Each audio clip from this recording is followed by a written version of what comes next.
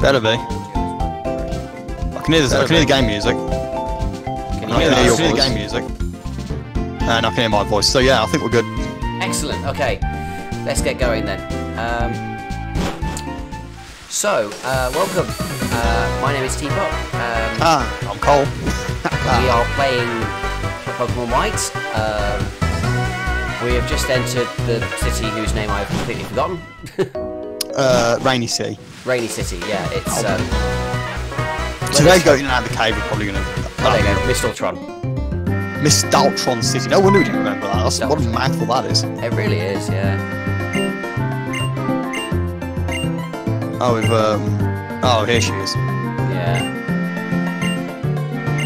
And the actual professor, because they decided that they were going to have a female professor, but unfortunately they had to have a male one as well, just in case. Ooh. Touchy. Yeah. Well, maybe she's busy though. Like maybe because think about it. If she's working hard, she can't exactly go around following you around all over the place, can she? Oh, I know. I just find it funny.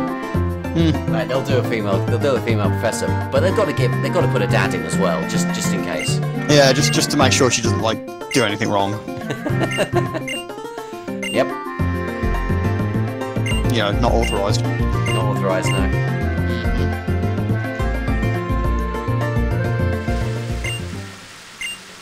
Right, here we go.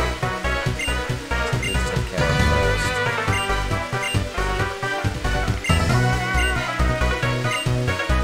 Okay, off to Route 7, I suppose.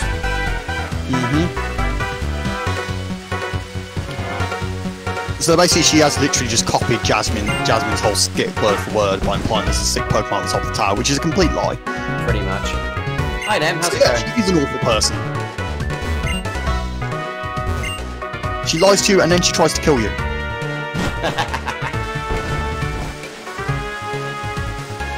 Start of a wonderful friendship, eh? Oh yeah, it's fantastic. Like, where would we be without this woman? Oh. Oh, this is this route with all the Oh, I remember this route, all the walkways and stuff. which is an amazing feat in itself, considering what game this is. There we go. There's our tree. I remember this being a bit of a pain. Yeah, I think you just kind of have to keep walking, don't you? You So do, if you don't, you kind of just fall off. It's fair. You get to at least it gives you a way of avoiding the grass. Ooh, That's true. that's not a bad trade, to be fair. No, not bad at all. So I don't think because I think you need to. Do you need to trade to get Gigalith? Rings a bell. I'm not sure. I can't remember. Again, that joke's going to be done to death at this rate because there is quite a few things that I'm not quite up to date on. So I haven't played Gen 5 in ages. Okay. No, there we go. Oh wow, that's a very, very fast, annoying, potentially team like that. Yeah. So basically, he's just going to spam status moves all over you and generally do it faster than you. Is what's going to I happen. do get that impression. Yeah. I'm gonna make that watchword go away as quickly as I can. I think. Yeah. It's fair. Swoobat might be able to hurt John Cena quite a bit as well. I think Lipard's not going to be too dangerous. Yeah, an iPod I think is the one I'm going to be heaving for now. I've noticed they're all higher level than me as well. Oh yeah, they are. Only by one. That's Okay. true. Okay, I mean, does nothing. Oh, that's actually not that. That's not bad actually. In the first turn exchange. Well, Watchmog's very, very, very dead. Yes. It's safe to say. So that and worked. Swoobat- That worked out quite nicely. Yeah, I was going to say, Swoobat basically wasted his turn using Amnesia when you have two physical attackers there. And to be honest, Servon wasn't going to do much damage to him anyway, so... And he uses Card Mine. Seems like he's just going to sit here statting up unless I stop him. Yeah, I mean, I don't know. I know Swoobat, I'm pretty sure Swoobat does get stored power, but whether the game's smart enough to actually give it to him is another matter. No idea. Okay, Mega Drain, I think. I'm kind of used to seeing Lipard just fall over. Turn my mic on. Revenge. I don't know, your mic sounds fine to me. Yeah, I think it's something going on with OBS. Could be. Much Yeah, I'd body slam that swoop out like ASAP. Yeah, good idea. I'll just do that. Revenge. Yeah, revenge isn't going to work against him.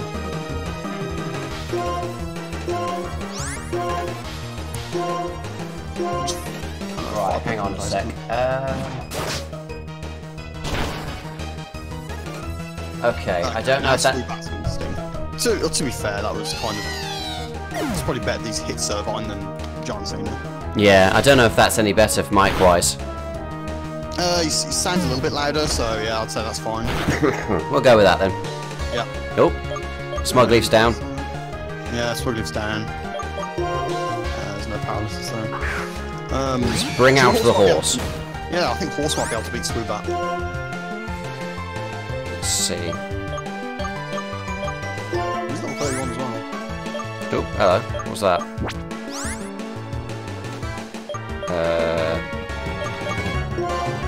I've forgotten what the shift button does, so I'm going to leave it alone for now. I think shift moves the Pokemon along the spot. Oh, okay, that would work. I'm not sure though, so don't. So I can't remember last time I did triple battle on one, so. I'll play with it later, I think. It's probably in this game actually, thinking about it. Triple battles never. Well, you can tell by their absolute absence in Sun and Moon that they never caught on. Yeah. Which isn't really a surprise in any capacity.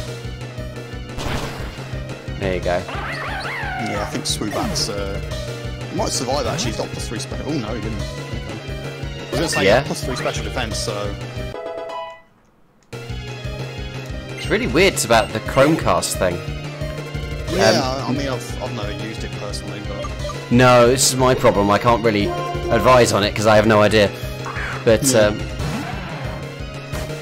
that's because we're not doing anything unusual, unless it's the low latency mode.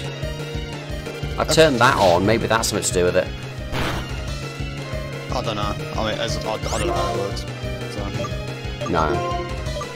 yeah, I think, yeah, John Cena's not in range to actually hit my pod or anything. Tell you what, I'll just shift in. You could just switch him out for somebody and then just let I'm thinking that, yeah.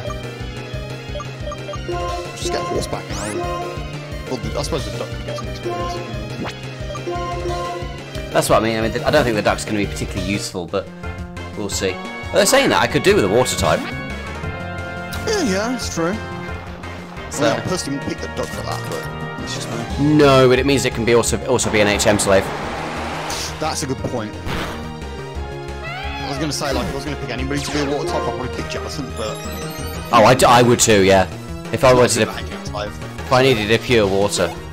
Well, he's Water Ghost, Oh yeah, sorry, pure water ghost. which is a good combination. It's brilliant, isn't it? It's kind of a Yep. shame Jellicent's not really seen more often now. Yeah, its heyday was Gen 5. Oh, definitely, yeah. Kind of went away, like, Jellicent. That's kind of the sad thing that Gen 6 did, is Gen 5, like, quite a few Pokemon had their heydays in Gen 5, and then when Gen 6 came out, they all pretty much vanished off the face of the planet, and it was kind of like, oh, that was a shame. Yeah. There we go, found the healer. It's like I always say, Gen 6 is bad. Did bad things. As much as I like it, I can't really disagree. I mean, don't get me wrong, I enjoyed it at the time. It's just the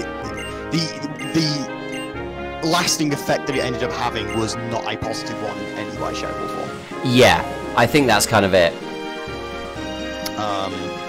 Which again is a shame, because I feel like if not for that, Sun and Moon probably would have been a lot better off.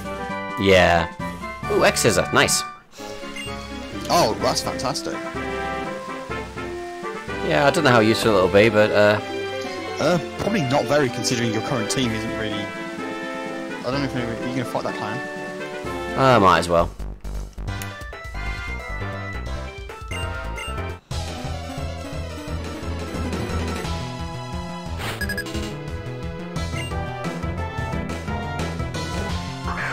To be fair, balanced walkways in the rain is probably not the safest thing in the world. I was thinking that, yeah.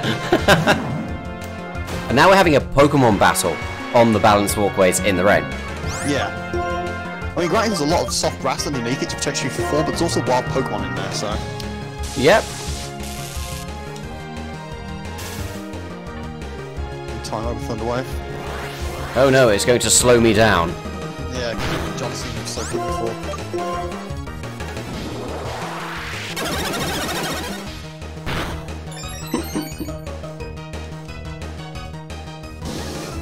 I do like the animation on Charge Beam in this generation. I do, yeah.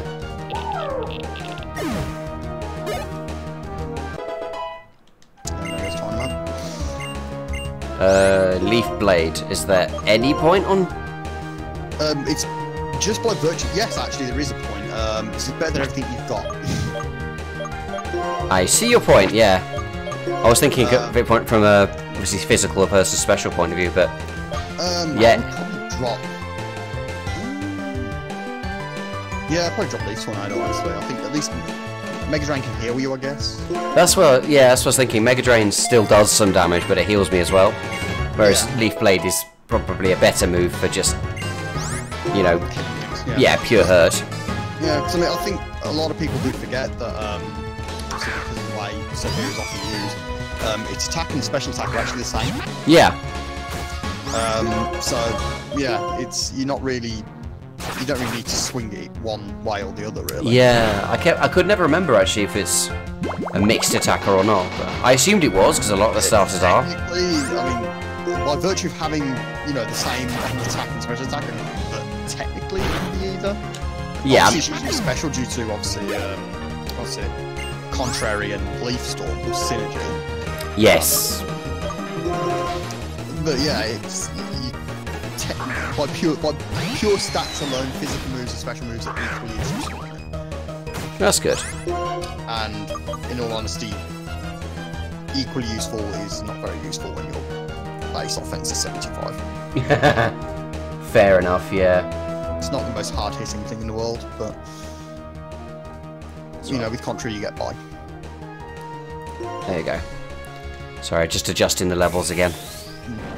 In all honesty, if it did have higher offensive stats, it would probably be the most ridiculous thing ever. It would really be, wouldn't it? Yeah. Because, I mean, Contrary gets out of control very quickly, and its speed is nothing to... Yeah, it's one of those things, isn't it, where if you can get rid of it quickly, you're alright. If you can't, then...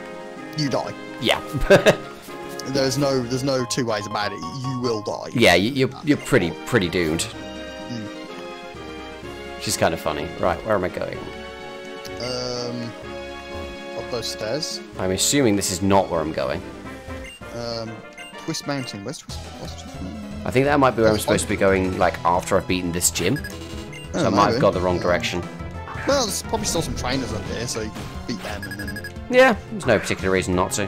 Though I did forget to heal John Cena first, but never mind. No, he'll be fine. It's only a Boulder. I think so. When you say heal, you mean like... Yeah. Heal your 12 damage? I meant get rid of his paralysis. No, it's... Well, see how it goes then. It doesn't seem to be bothering him at the moment. That's... Well, he doesn't necessarily benefit from being fast, so... Yeah, especially with Revenge. Well, that's what I mean. He's slow anyway. Oh, that's the problem. On defense. Yeah, that's obviously... getting full paralyzed is not the best thing in the world, but this Bottle's not really doing anything, so... No, not even slightly. It's just that was a crit, yeah.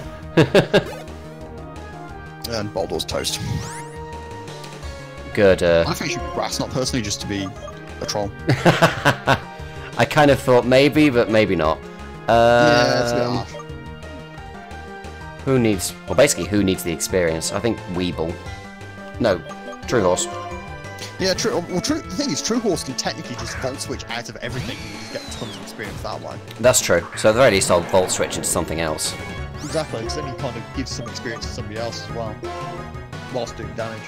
Yeah, true. The special defense is kind of terrible, so this might sting a bit. It wasn't too bad. I mean, he does have a few levels over here. Ooh, he might die. Well, Anakin.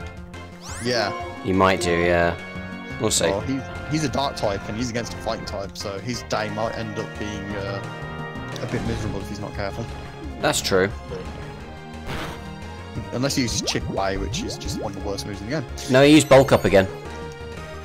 He did use Chip Away when you Oh, I see. Yeah. Now he's just Bulk Up again. So if he actually uses an attack that does damage,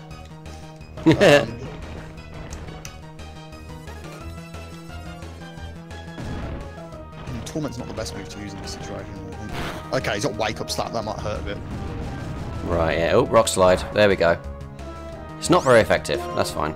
Yeah, Why would he use Rock Slide? Well, I mean, he did a fair bit of damage. It did, yeah. I'm going to switch him out, actually, because... Yeah, he's not going to be having a good time if this continues. We're spreading the experience around. That's what we're doing. Yeah. So Weeble's probably just getting trashed by a Rock Slide or something. Probably. Oh no, just use the Bulk Up again, that works too. he likes boosting his stats in this very precarious situation. I'm not sure what's wrong with him. Oh. I mean, you know And he's using Bulk Up again. I mean, this is working out really well for me, because he's probably going to get killed by the burn now. So half his stat boosts are useless. Yep. And he's probably going to die anyway, which he has done. Worst hiker ever. Well, I say that. He's probably quite good at hiking, he's just not really good at being a trainer. Yeah, terrible at Pokemon battles. Terrible at Pokemon battles, but he's probably a pretty good... well, I say that. He's managed to climb a flight of stairs. I redact that statement. Yeah, maybe not. Because clearly he's as good as you are at hiking. Yes. Actually worse, because you're about to proceed further and he's just going to stand there. Yeah, he's being... just completely... Yeah. I think he pretends to be a hiker. I don't think he actually is one. Yeah, he's probably actually one of the clowns. Right, I do actually want to train up True Horse, because I'm going to be using True Horse a lot in Skyless Battle, so... Yeah, that electric's going to really help, I think. Ah, there you go. Oh, there's a dude. Can't go any further. Kind of figured that. That's fair. So, figure out where to actually go next. I'm going to take this opportunity to be right back. Okay.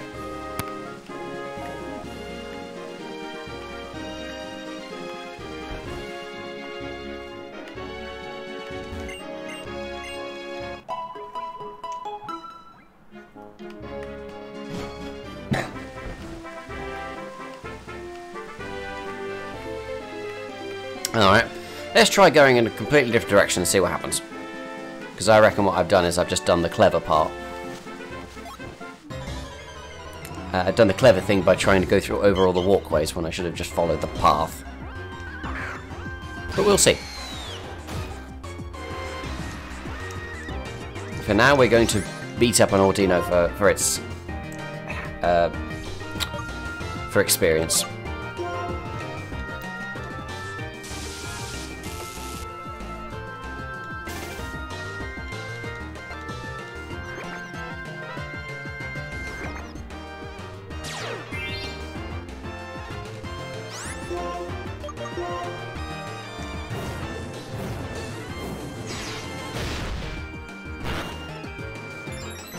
That did not do much.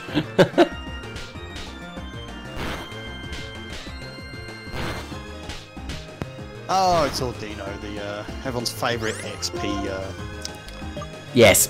punching bag. Although I did try using Flame Charge on it and it did nothing, so... Yeah, I'm not too surprised, in all honesty. So, I'm going to switch out and hit it with something else. Little John Cena could probably beat it, but he doesn't really need the experience. No, maybe Weeble. Yeah, Weeble could get some benefit out of this. Nice. Rock Smash. I think Audino is the only Gen 5 Pokemon to get a Mega Evolution. Yes. Talk about a waste. I know, right? Why would you give Audino a Mega and not literally anything else? Yeah, like you could have picked any other Pokemon, it would have been better off with Mega Evolution, except maybe like Watchog or something like that. Yeah, Mega... Well, I don't think anybody would cared about Mega Watchog, but... I think I can think of a few that would have really liked one. Just trying to think who I'd give one to, if any. Electros, maybe? I mean, I don't know if he needs it, is the thing. No, true. Galvantula?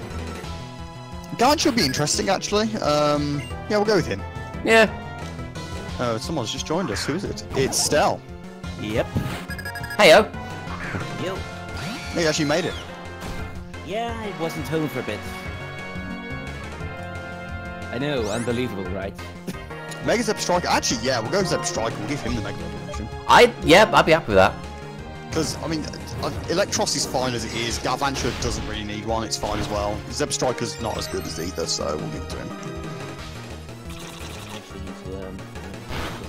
Mega Zeb Striker. Yeah, that definitely. Oh, that really hurt. Mega True Horse. Yeah, Zep Striker's not the. Definitely need. Yeah. Also, Flame Charge isn't going to do anything because it's raining. I just realised. Oh right, yeah, good point. So, how much have I missed? We've met Skylar. Unfortunately. That's Yeah. basically it. He's basically just turned up to rip off Jasmine's stick whilst not being a nice person at the same time. Pretty much, yeah. I'm just going to use Strength, because as you pointed out, the rain means there's no point trying to use Fire. Pretty much, yeah. That works a bit better. Yeah, and also we met Professor Juniper's dad, who apparently actually does all of the work because, you know, women aren't allowed to be competent in this game. Yeah, I still don't really get why they had to bring in Juniper Senior. There's no real point for it whatsoever. But I like the idea of having the professor actually have a family and any sort of existence outside of here's a Pokedex now, you know, I mean, off you to be go. fair, that's the funny thing, though. I mean, that's one of the things that always cracked me up about some of the things that were done in Generation 5. This is all stuff I've done with Miyato, like, since the beginning. Yeah. I mean, yeah, Professor Redwood, Miyato's professor specifically, she specifically stated to be like the most recent in a long-running line of professors by this point. Makes sense, yeah.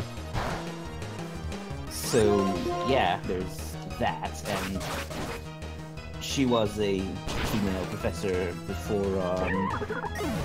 Juniper and her ice cream hair was a thing. And she actually does a whole lot of running around in the field, also before Birch was a thing. Yeah, that was that's one of the things with Juniper is that she doesn't actually do much.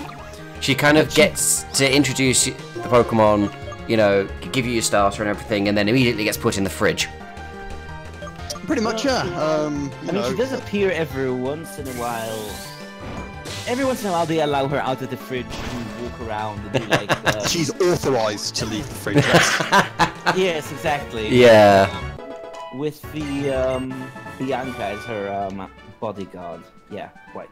That's it. Yeah. How useless must she be if Bianca is an effective bodyguard? I mean, to be perfectly honest, I don't think it's more of a bodyguard gig as much as it's a walking satellite dish mobile reception improving kind of Also, yeah, I would like to see the rest of the Unova starters get Mega Evolutions. That would actually be that would be great. Yeah. It is a rather interesting take on gender roles in this generation, I have to say. I have to say that I think that as far as Mega Evolutions go, Samurott should get what it was supposed to get to begin with. That is to say, a secondary fighting type. Agree. Yeah. And I don't even know. Superior is kind of Dark. At this point, contrary Superior is basically. Superior is like the only one who doesn't really need anything. Yeah, I Pretty think much, yeah. Pure Grass is fine for it. I say if you had to give it one, I'd say probably Dark, but Yeah, probably. And Mega Superior would literally just need to be superior with higher stats. That's all it would literally need Yeah. to be. So it's Yes, like the most exactly. pointless thing ever, really. well, higher and stats. contrary. I was gonna say give it contrary, even if the unevolved yeah, form doesn't. That's the point. What am I doing? I don't know. What are you doing? I'm trying to stick some potions down this thing's neck. Are you trying to do item underflow in Generation 5? Because I can tell you that's not going to work. Hey, let's literally have no idea what one could do with a Mega Embor, aside from making it stop existing. That, pretty much, Mega yeah. Embor has a special ability which causes all fire and fighting types to be just deleted from the game as soon as it appears. Does that well, No. It should do the opposite thing, because it's the most egregious example of a starter being firefighting. Because it's It the just third turns in a row. everything firefighting. It turns everything else on the field into a firefighting type. Oh, cool. There's the I like there's a Tumblr blog somewhere out there that just redrew and reimagined the entire Pokédex as fire and firefighting types. I've seen that. That is brilliant. It's amazing. Also, I do agree, Mega Embor is just Ganon. It pretty much is, yeah. Yeah. Cannonball. Cannonball. I like that. That's yeah. To be fair, like I kind of liked Embor's design just for that look like Ganon, so Embor is one of those Pokemon that, like, I mean, I get where they were going with it, and I sort of get why they put it there following Infernape.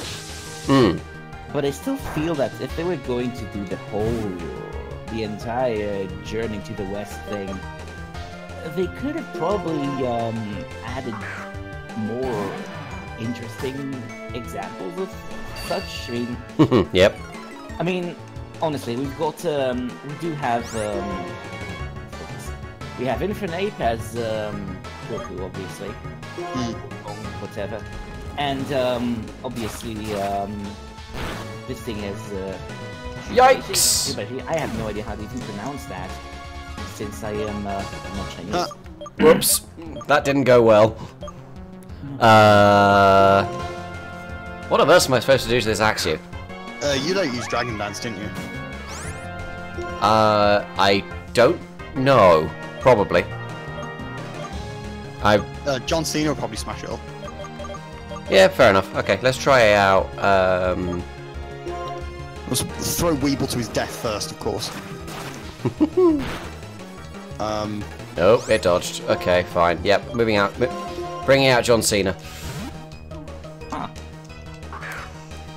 Bring out the People's Champ and see what he does. I mean, to be fair, the funny thing about Axew is like most of the dragons that kind of like, you know, have 3-stage evolutions, their base form is usually intended to be pretty much unusable. Yeah, Axew goes very much against that by actually being very strong. it is, To be yeah. fair, that entire line is one of the best dragons ever, as far as I'm concerned.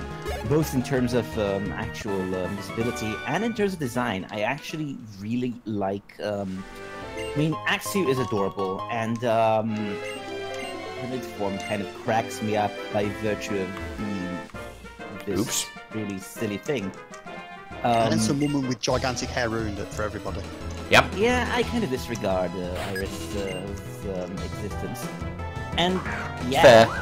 Haxorus is one of my favorite things in this generation. It just has so many traits I absolutely love. The weird plating.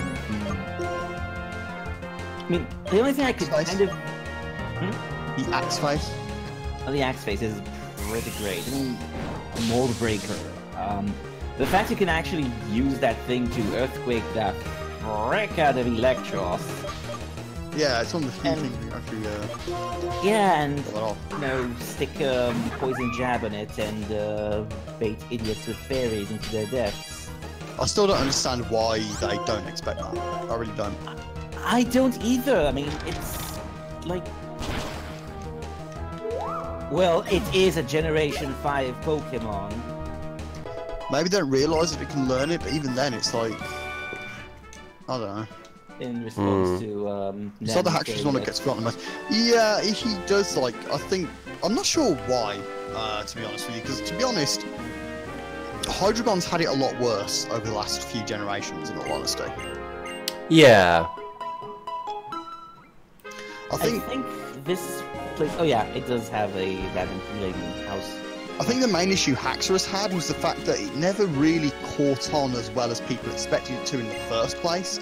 So, when the next generation came out, it was already being overshadowed as it was, and then nothing really changed to help it in any way. Yeah. Ow.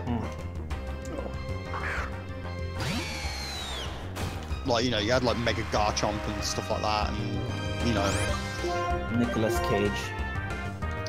among other things. So yeah. you know, other dragon types kind of getting their things, and then the Haxorus just got nothing. So except Poison Jab, obviously. Yep. And yeah, Mold Breaker is a very nice Always thing good, to have. I don't know. The only thing I've ever had an issue with concerning Haxorus is the weird sort of color of its plating. It just don't really get that weird yellowish, greenish, chartreusey mess. I mean, it is admittedly a whole lot less bad as it could have been. I'm pretty sure that the color scheme was kind of weirder in the early trailers. Because I think the shiny version is like dark grey or something, isn't it? It is. It's actually really gorgeous. And yeah, in Black and White 2, you actually get a free one after you kind of oh yeah, you kind of need to see all the Pokemon in the Dex, and then you get access to some kind of a thing, this nature reserve or whatever, and it has a shiny axe there that you can catch. I love these things. I just do. And honestly, I kind of like them a whole lot more than any of the Dragon pseudos. That's the weird thing. I'm not a big fan of most of the Dragon time pseudo legendaries. I mean, Dragonite is as Dragonite does. Yeah. Salamence, I never liked that thing with its dumb cardboard cutout axe wings and its really bad. I don't think the Mega Evolution helped that in any way either. To be honest. God, the Mega Evolution is just the it's just a symbol of Rebel Alliance with Dragon Face on it. Basically, I mean, it's kind of a complete monster, but I don't know. It always looked like It is kind of like weird that it's like it looks so ridiculous and yet it's ridiculously powerful. it's At the same time. yeah, it's kind of a hand glider though.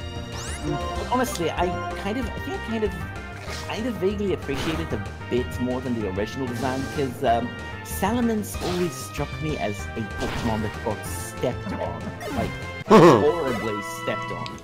Like it had one of those Monty Python like feet flat. kind of on it. Yeah. I mean, Venusaur at least has an excuse. That flower got way too big for it, but what the frill is Salamance's deal? I don't know. And yeah, okay, I mean, so you had Salamence, and then you had Garchomp. What I'd like to know about Venusaur is, yeah, it's fat, it's like squatted down, it's got a giant flower on its back. How is it so quick? Magic. The magic of chlorophyll and, well, to be fair, when you see a bear, you don't expect it I mean, to be even as then, fast like, as it base is. 80 speed is the same as Blaziken. Yep. How? It's all muscle, apparently. Must be. Muscle and, I suppose turns into thick fat when it mega evolves, but otherwise it's... I don't even And it know. isn't any Whatever it slower, is... as far as I remember. No, not really. Well, whatever it is, I'm glad it is what it is. Yeah, it's pretty great. It is. It's, It really is. I mean, I always kind of appreciated Ivysaur more in terms of appearance, and obviously Bulbasaur is like the best thing about that line in terms of design. It's so adorable. But Yeah, what is with Vicavolt's speed? Can we answer that question? oh, deities on the It's from Alola. Yeah. eventually, which is a shame because Vikavolt is a If Vicavolt was fast, it'd be amazing. But it's Oh, yeah, so it definitely. Yeah. I mean, I guess that if it was fast, it would be another Galvantula. Well, it'd probably be like Galvantula and Chandelore's love child. That's true. Just a bit, yeah. That would be fine. Which I'll be fine with, yeah. I'll be okay with that. Vikavolt needs a Mega Evolution that has like little mini bugs floating around it, like, you know, floating options. Oh, the Gradius. I mean, it is basically Vic Viper. It just needs a You know, I feel Vicavolt was kind of honestly, like I wasted think- potential, I think, to be It honest. was, it really was. I remember seeing the thing for that being like, I gotta get me one of these, and then I saw the stats and I was like, yes, I go for it. Although I did train one in my first run of Moon, and Yeah, I trained a Vikavolt. it was decent, slow but decent. My biggest issue with it though is actually less its speed and more the fact that the game was completely and absolutely effing retarded about the way it went about evolving it. I mean, Yeah. here we go, having this thing that completely shifts from being physical to special, not unlike Volcarona, but it doesn't get any...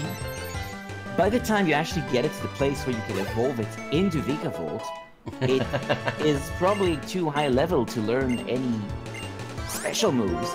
And then you're stuck with the physical moves you had when you were running a Charger Bug. And not that Charger Bug isn't kind of great by virtue of being a bug bus. They did go full retard in Generation 7 after a point of the game, to be honest. Like, you could kind of tell, like, after the third island is done, it's just like... They never finished Pony Island. Well, They didn't finish Pony Island, and I've got to be honest, the Elite Four felt very tacked on. Yeah. I mean, it was tacked on. They literally just set it up, and they... Yeah, but it's not supposed to feel tacked on. Yeah. The whole thing with the Pokemon League in Alola is the fact that it is completely and utterly new, and they still haven't figured out what the flip they're doing. And Yeah, it felt when like you think, they had no honestly- idea, and it just kind of... Yeah, I mean, to Stop. be honest, you know who is running this thing. He's not exactly the biggest battle genius in the world, even when he's pretending to be Crash Awake and failing. Yeah, but to be fair, Crash Awake was actually pretty good, so... I mean, he's Crash Awake. Yeah, general rule of thumb, don't emulate Sinnoh gym leaders, because you either end up looking like a fool because you emulated one of the bad ones, or you just end up falling far short because you emulated one of the good ones. Yeah, exactly. Yep. And yeah, basically, I mean, when you... honestly, it's like one of the things that always got me about the whole, Elite Four thing in Alola is that, well, from what we are told in the game, Alola basically already had an Elite Four technically. I mean, the whole original structure of the Island Challenge was to do all the shite you've done through the game, and then you climb up Mount Lanakila and you fight all four of the Kahunas in a row, which is basically an Elite Four. Yeah. I mean, obviously there wasn't a champion because there was no, it wasn't supposed to be like a big tournament-y event. It was just supposed to be this big rite of passage thing. And then It kind of undermines itself by having an Elite Four and champion at the end, yeah, in a sense. exactly. Yes, but the whole thing was like, you know, Kukui decided to go like, might as well show the rest of the world what this region is capable of. And Doesn't make much sense, really, does it? not really, especially because the Kahunas themselves weren't exactly on board with it. I mean, Hala was okay with it, and Olivia at least used to be, until for some reason she's not interested anymore because they decided to give Mullane more screen time. And but yeah, Nana was basically like, yeah, no, F that. Oh, Elaine, I remember him. Basically going like, if That that was fight silly. and he left the freaking title to Acerola. Acerola? Acerola? How is one even supposed to pronounce her name? Scary Ghost Girl, whatever. I think it is Purple Acerola. Yeah, I'm just gonna call Acerola? her. No. I'm just gonna call her Purple Hair. Yeah. So you had purple hair, and well, technically, My Little Pony Mudsdale is Magic only just became Kahuna, and I guess that instead of having her as a Elite Four thing, they kind of wanted to have her as one of the challengers. Which this is one thing I actually really liked about the Alola quote-unquote league, the fact that, you know, you're literally the regional champion for the first time ever. So you make it all the way to the through the Elite Four, and then you have to actually fend off someone else who wants a title. Yeah. Which was never done before. I mean, Yeah, it's Regional just champion it's kind is- of why this game?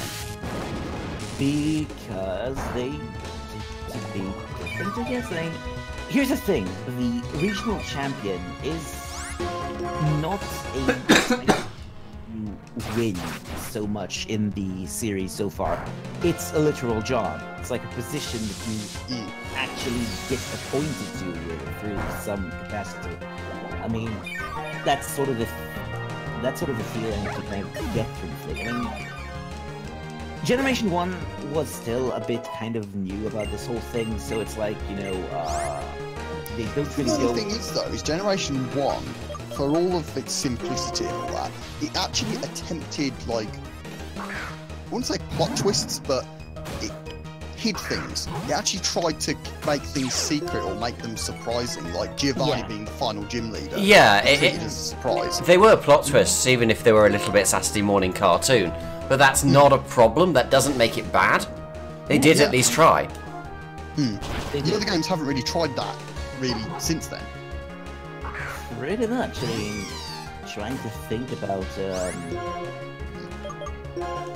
yeah, Generation 2 definitely didn't have any of that. Except for, like, you know, the big... well, it's not a surprise now anymore, since it's obviously been there for ages, but I think that I think that Generation 2 was supposed to have, you know, its big holy F moment when you kind of hit a mountain and you run into dot dot dot.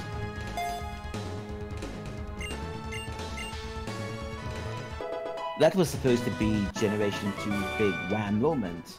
I mean, here you are facing what is supposed to be your character from the previous game. Yeah, that was pretty cool. I mean, it would have been even cooler if they've done what the Alola games did and actually stored. There was actually a way to connect the game so it would use a obviously automatically leveled up version of your character to the previous game.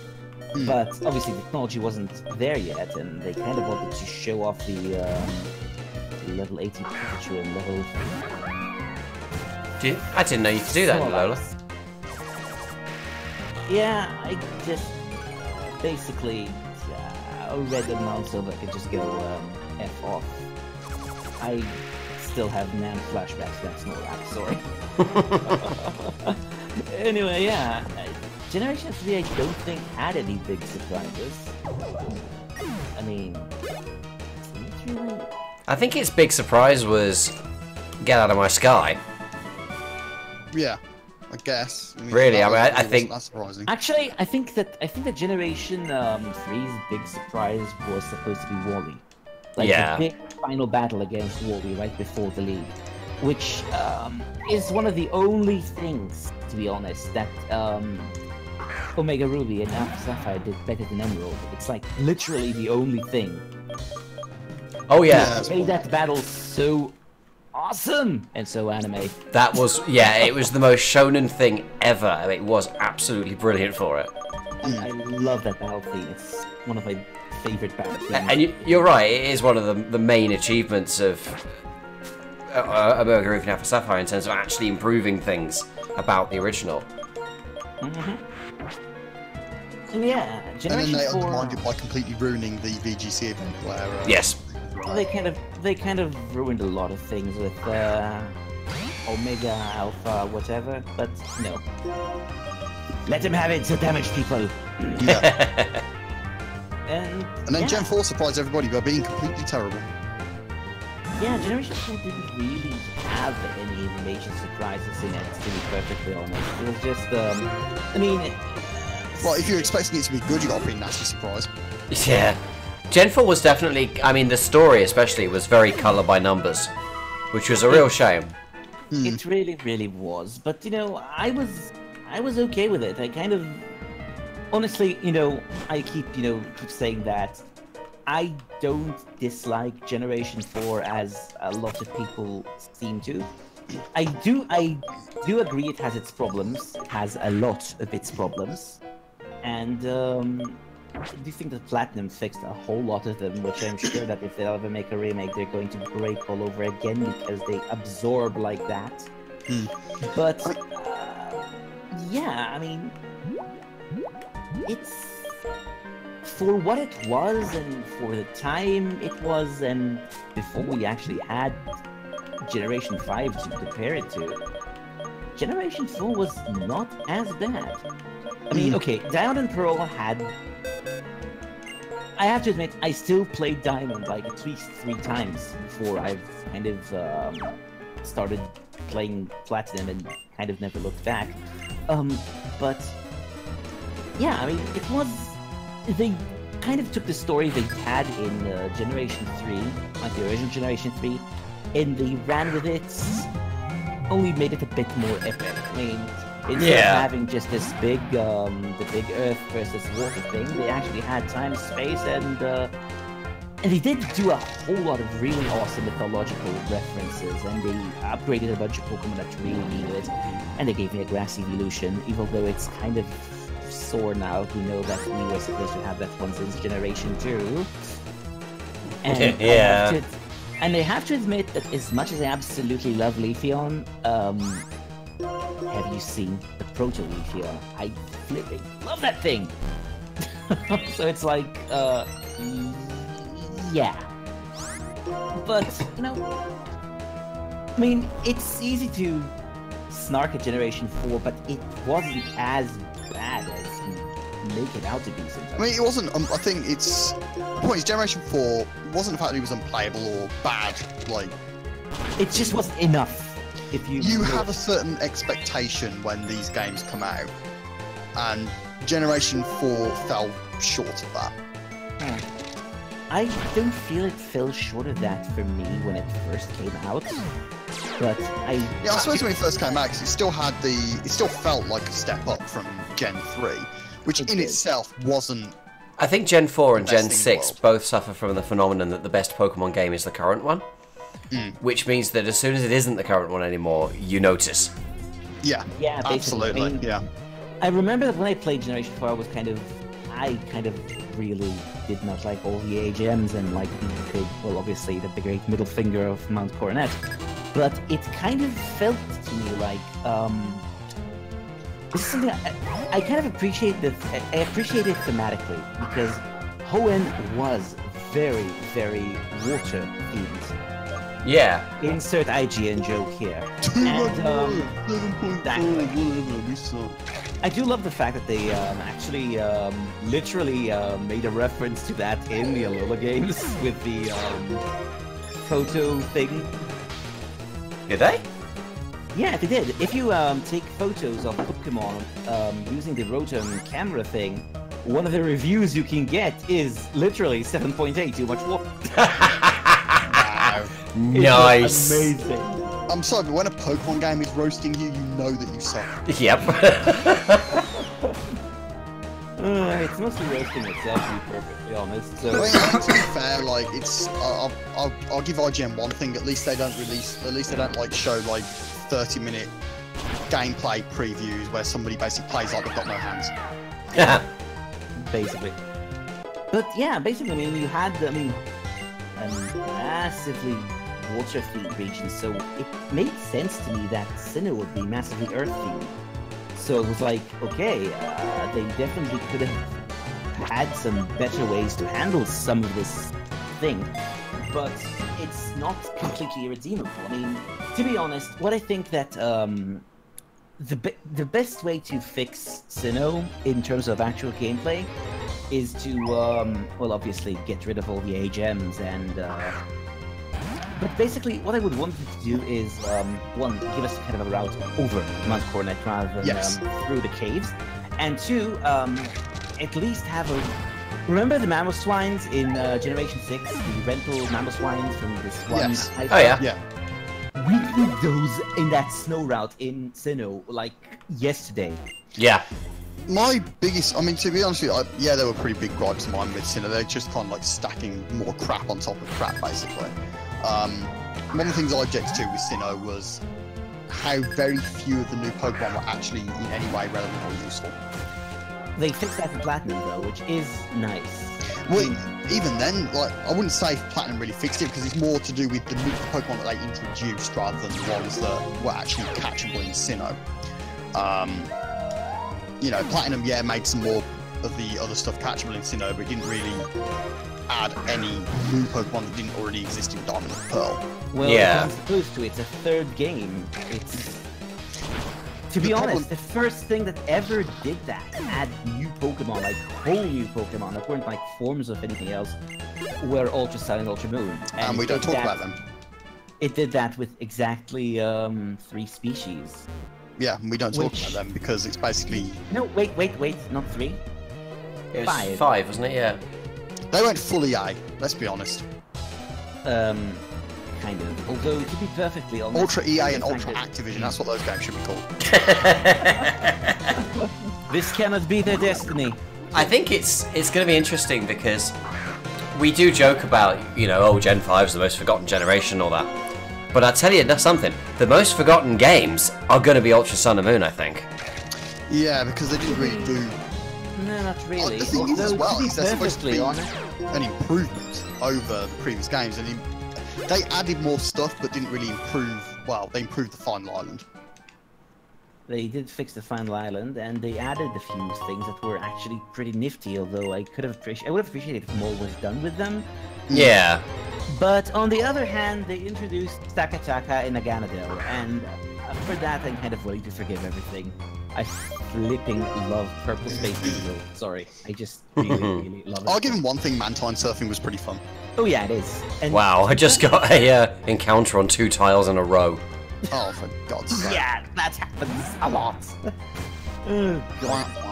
wah. Go I away. said- Yeah, I don't want to fight anything. I want to heal. Anyway, yeah, I mean, to Just be bites its fair, face. what they should have done with Ultra Sun and Ultra Moon is instead of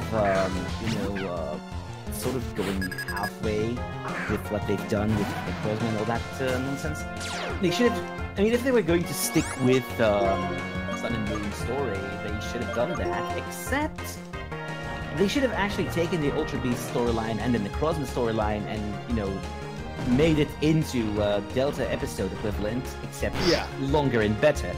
And But no, instead they of decided to turn it into its own game and make you pay for it. Instead, you got the really stupid Rainbow Rocket thing, which was, I admit, it had its hilarious moments, but it wasn't as good as what It was very underwhelming, ultimately, I thought. It really was. I mean, Yeah. it was fun to actually get to kick a whole lot of legendaries' asses with your team from like the entire game and being like, yeah. So, you villains had your victories in, like, some bizarre alternate universe versions of your games. The power creep has gotten so insane that your legendaries are useless! Pretty much. Yeah, I mean... I think the only real challenge I've had with that particular setting was the final boss, because, Mega Mewtwo Y is still a completely obnoxious fast bugger, but I have defeated it in the same way I've defeated Ultra Necrozma. Is it bad that I Refresh. can't remember how I beat it? Refresh axe for me. I basically sent out my... Oh, I remember how I beat it. I just sent that Aegislash and what? I love Aegislash, but I didn't have an Aegislash because it was it's one of those Pokemon that's like an island scan QR code thing. Yeah. Aegislash is generally a good answer to anything in these games. It really is, but I Uh-oh. didn't have access to it. So what he basically did was refresh hacks. Just kind of send in my But you know what? Aegislash is a good answer to anything in life. Relationship troubles, just send out Aegislash, it's fine. Want to get a promotion from your boss? Just send out Aegislash, he'll give you one. Hang on, with the relationship one, do you send out sword mode or blade mode or shield mode? Definitely sword mode. No, fair enough. But you should always have the shield mode because you should always have protection. This is... When you might need it. To the kids out there, ask your parents for the whole story, or don't. They won't forgive us for that. Uh, Yoshi's Gaming, just ask your parents. They'll tell you everything you need to know. it's sort of like releasing an equally large boa. It's just reminding me of some American medical advert. Ask your doctor what Aegislash can do for you. Yes, exactly. Oh, cool. Just reminded of a really silly thing that one of my favorite comics essentially. Aegislash can make your life great again. Oh my god. I'm gonna leave that one there. Yeah. Are you a miserable ovoid creature? Why, yes, how did you know? Oh dear. That is a really obscure reference at this point. Well, there's always got to be one obscure reference in this, to be honest. It's not as fun without them. I know, right? It's us, all our references are obscure. Yeah, Pretty I much. suppose. I mean, we were talking about Creatures earlier, a game that has not been relevant since the early noughties. I know, right? Oh wow, I actually played that game as a kid. Yeah, so did I. It was not. Awesome. I didn't particularly like it very much. Although to be fair, I did kind of like get that game like at some point after playing through pretty much all the Doom clone games. So Yeah, fair I was enough. a bit spoiled, to say the very least. And I had- also had a nice little Sierra adventure game to go through it as well. Sierra Adventure Games. It wasn't one of the brutal ones. It was actually one of the easier ones, to be fair, although it did have its moments. Which one? Torrens Passage. Torrens Passage, of course. Torrens Passage was relatively tame for Sierra standards, though it did have a few really stupid ways to die. Yeah, I did kind of like... The thing is, though, with Torrens, it's kind of like when you died in Torrens Passage, you knew you deserved it. Yeah, like West for Glory, basically. I mean, there were like 2 or 3 games in Sierra's repertoire that were very fair about their silly death messages. Basically, not everyone was Roberta Williams, thank God. I mean, one thing I'll always remember from Torrens Passage is the Croctopus. Ah, yes, that thing. Because I think it just repeatedly owns you. It is quite funny that you can one of the commands that you can actually do is literally to just dive into the boat that it lives in and it just turns up and eats you. Oops, wrong move. Oh well. And it's just like, well, what did you expect was going to happen? You just dove into the moat that you knew that it was inside. Pretty much. Ooh. Whoops. I did. Also, I did very much appreciate the Terminator 2 reference they slipped in the one zone. If you take too long on, you've got to jump across the little rocks to get across the lava lake. But each rock you jump on will sink after you've jumped on it yeah. after a certain period of time. If you stand on one of the rocks for long enough that it sinks whilst you're on it, What am I Tor doing? turns to face- yeah, he turns to face the screen and then puts his thumb up into the air Naturally. as he sinks down into the lava. Oh, that is great. I was like, you know, I mean, I didn't know what it was at first, but then in hindsight, when I looked at it, I was like, wait a minute, that's Terminator. You're awesome. And yes, it did have very snarky messages for you if you managed to die. Yep. Now I wonder who was responsible for it, because, Torrens Passage? yeah, I mean, which one of Sierra's, I'm curious myself, actually. let me actually take a look, because oh, that's Aloe. That explains a lot. Yes, it does. Really does. He was also one of the people in Sierra who was, generally pretty good at not being a complete Wow, ass. he's like 72 now, Jesus. Yeah, time does this weird thing where it keeps moving. Yeah, it was January yesterday. I'm sure of it. Well, I was pretty sure I was 25 yesterday, and now I'm 30, so I'm just like, where did the time go? Yeah, time is a pack of dirty lies. Really? That too. Time is an illusion, and so are cats. I have to say, Torrens Passage is a very nice looking game for its time. It was. It really was. 1995. Huh. I never really played point and clicks when I was growing up, which is why I think it's probably why I don't really get them now. The one I did play was Toonstruck. Yes. Toonstruck was brilliant. Toonstruck was amazing. It took I mean, me I way only too played long 2. to actually play it because it was kind of. Oh no, I hard tell a to lie. get I it played wrong. 4. There's 4 of these point-and-click adventure games I played as a kid. Yeah. Only 2 that I actually owned. Am I right in assuming, Estelle, that it was me who bullied you into playing it? I've actually wanted to play it for ages, but Fair enough. I had. That's I fair. mean, I think I first heard about it in one of those game magazines I used to own. I only had like 1 or 2 of them, but. I misheard that as game magazines. I was thinking, when did the Yes, LGBT community I'm pretty play sure- Those exist too. I'm pretty sure half the internet might have heard that, and to you I say, neighbors. There are gay magazines out there, and one of them is called Men's Health. That's a point. To be fair, there's magazines. I was for everything these about days. to ask, do the LGBT community, excuse me, do they enjoy point-and-click adventure games?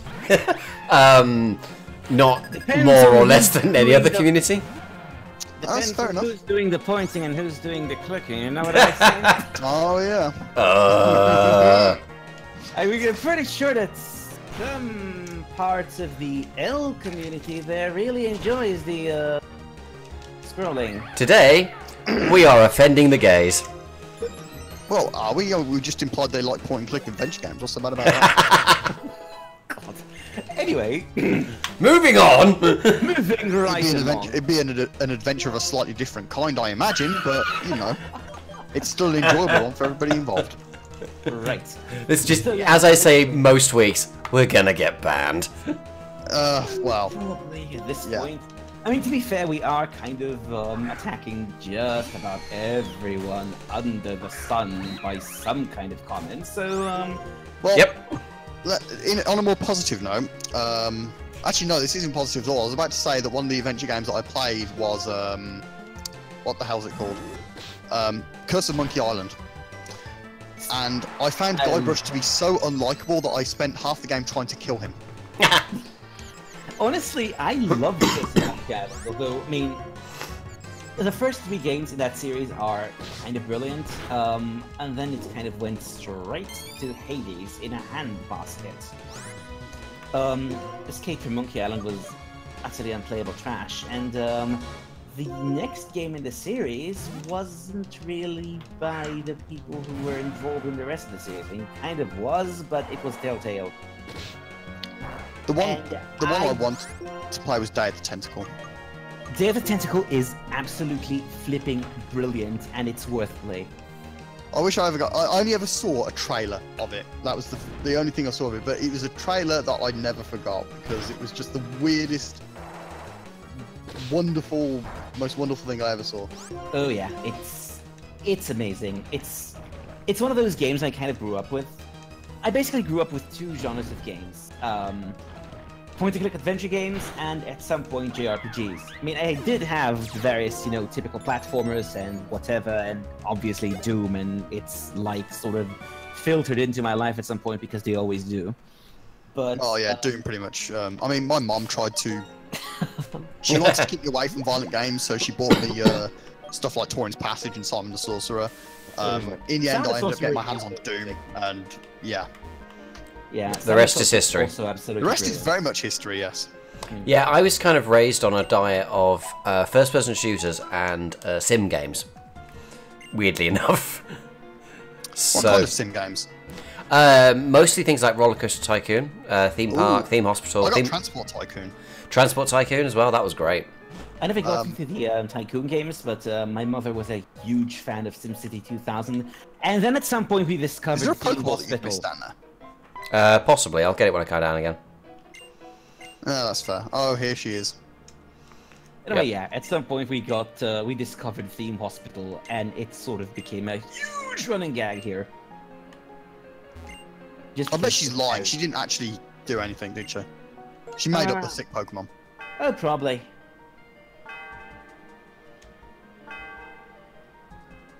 Dong.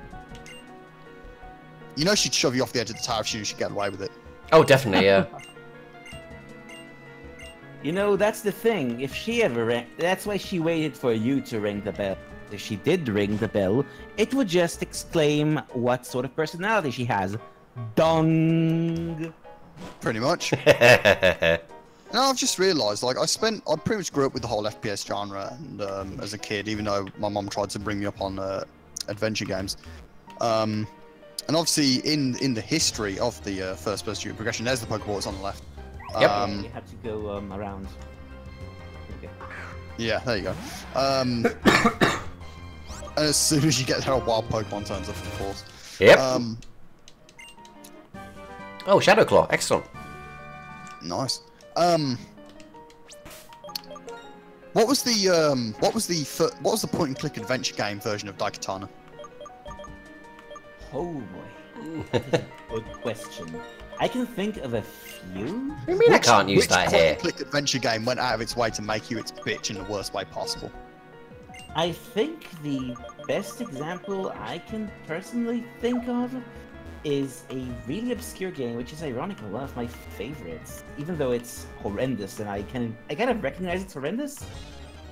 But I'm pretty sure that it must have been, actually, honestly, no wait, actually the Prophecy wasn't as bad. Oh god, I know exactly which game would have been the complete and utter, oh god, experience of point-and-click games. Discworld, the first one. It's brilliant, but it is also completely and utterly illogical. It's one of those games where if you don't have a guide, you are very... You can't win, basically. Yeah, I mean, honestly, there's like this bit in the game where you actually have to steal a temporary tattoo from some street urchin. And the way you do that is you climb to the top of a tower, you strap a rubber band to a flagpole, and you bungee jump to get it. What? And yes, That wouldn't work. It's No, What? the elastic Really? band would snap and you would die. Yeah. except, well, it is a heavy-duty elastic band from some kind of a Acme. It's an Acme elastic band. pretty Yeah. much, and it's basically used to be the conveyor belt band of a sewage treatment machine, except that through events in Those the are not game, designed to be you that actually- flexible, though, are they? Well, no, but this is a Discworld after all, and actually that's a hilarious bit. Through a chain of events, you actually convert that machine into a custard machine. Yes, Discworld is the final bit of the game. Actually, has you take on a dragon by shooting the dragon with another dragon. Of course. You need to actually load a smaller dragon with firecrackers and like matches or something as ammunition and use it as a machine gun. And of course it only fires once properly, and then you actually have to throw custard dose with a love potion or something at the main dragon. I don't even remember, it was just this really weird and convoluted mess of a thing. But yeah, basically it's one of those games that if you don't have a guide, you have no idea what you're doing, and it's still brilliant though. And Is that seriously her gym? Yep. Here it is. It looks like crap. it's Skylar, what do you expect? Mhm. Anyway, yeah, I'm actually trying to think about more examples. Actually, to be fair, if it was Skylar, I would expect like a giant boxing glove to just punch you out the door as soon as you tried to walk through. Well, that's what the cannons are for. True. Anyway, other... Let's see. Anything by Cocktail Vision is a recipe. Sometimes in a better way than others. Other times, not so much. A lot of Cocktail Vision with French. That should explain an awful lot. Explains everything. Yeah, they just had this. They had their own really weird sense of logic, which didn't really make sense in any form. But I still really remember some of their games fairly fondly for some reason. I mean, to be fair, some of them, even some of the good point-and-click adventure games, had some very dodgy puzzles. Oh yeah, definitely. And some of them had a really annoying tendency to kill you if you didn't really do them right. Like the Yeti one. I'll never forget that. The King's Quest series is a huge crapshoot, to be perfectly honest, because you know, in the first game, sometimes if you just sort of stand around at the same screen for too long, you just kind of get randomly killed by a random bear first. Well, Or a wolf or something. They just kind of show up out of nowhere and randomly end you. I'd expect that at Sierra, to be honest with you. Yeah, but it's like, it doesn't even... It's just... As you know, King's Quest V can be rendered completely unwinnable on a number of occasions, not just one of them.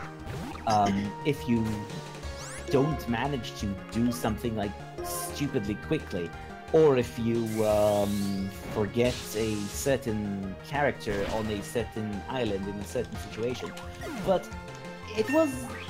Yeah, 5 was awful. 6, on the other hand, was pretty much brilliant, except for the way they decided to do the copy protection. Oh no. Here we go. Lifts of logic. Oh my deities of a stick. Basically, they decided to, the way you get through the, one of the islands, you need to actually scale these big damn cliff to reach the peak, and then you kind of have to rescue some random angel from some random labyrinth with some random minotaur. But Yeah. basically, the cliff bits have a series of quote-unquote puzzles, which are actually references to the copy protection of the game, the solutions are in the user manual. And if you so much as misclick slightly, you just fall all the way down and dead. And it's like, that's...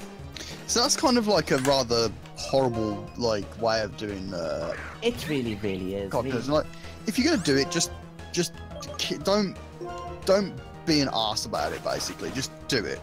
you yeah, know? I mean, to be perfectly fair, every other game I've does copyright protection, whatever, usually did it in a way that was a bit more sensible. Like, it doesn't really kill you. It just either does it just either, you know, asks you for the code at the start of the game and doesn't really load the thing if you don't have the thing, or just kind of, you know, that's not the solution, and, you know, you can just try again until the end of time happens or something.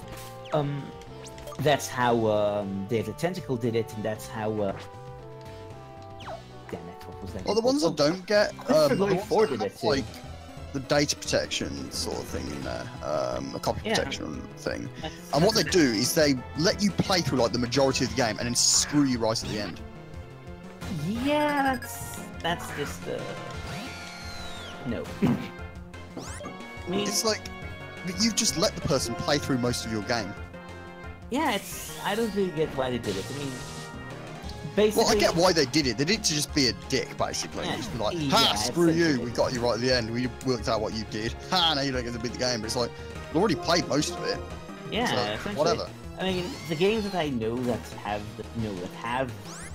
copy protection shenanigans usually do it either really early at the beginning or fairly early into the game, so you can actually still, you know, Yeah. even if you kind of pirated the game, you can get a feel for it rather than, you know, play through most of the thing and just kind of die. Mm. So it's like, you know, oh, you liked it, didn't you? Maybe now you'll buy the thing. And, you know, obviously back at the time, the internet wasn't a thing, or it was much less of a thing. So it was, I mean, people still found ways to get around it, but it was a bit harder. You couldn't just sort of Google the solutions. Mm. But nowadays it's, well, I mean, obviously nowadays we don't do it anymore, but I don't even know. It's still kind of really ridiculous.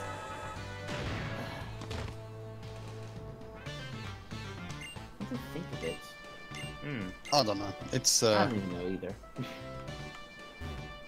well, Sierra they're an interesting company, and in many ways, I feel like they were ahead of their time.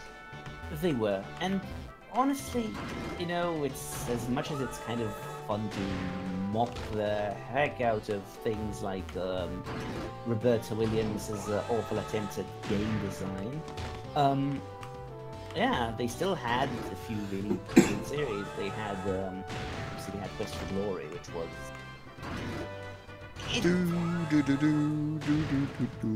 It shaped a lot of... That little soundbite I'll never forget.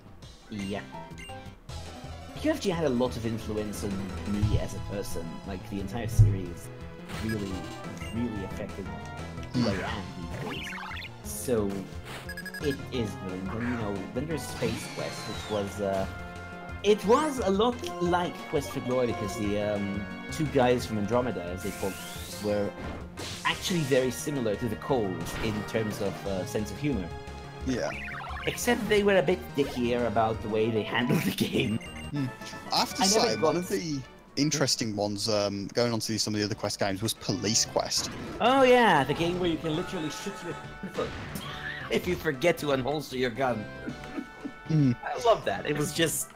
Well, one of the funniest things I liked about Police Quest is it was very aware of what you could potentially do with it and what people would attempt to do with it. Like, when you attempt to shoot a criminal who just happened to be speeding, all he's done is speeding, but you can shoot him. The game lets you shoot him. And all the game does is give you a game over because you've used excessive violence, obviously. Yep. And then at the bottom of the message, when the game overs you, it's like, well, yeah, I'm not actually going to show you shooting him because we know that's what you came here for. Yes. And I was like, genius. Yep. They were... Yeah, they did have a lot of great things over there. And, you know, they also had some pretty good writing staff. Of course, there were some games that, like, you know, your mileage may vary. See also Gabriel Knight. I like the Gabriel Knight games in terms of concept, even though I don't generally do horror.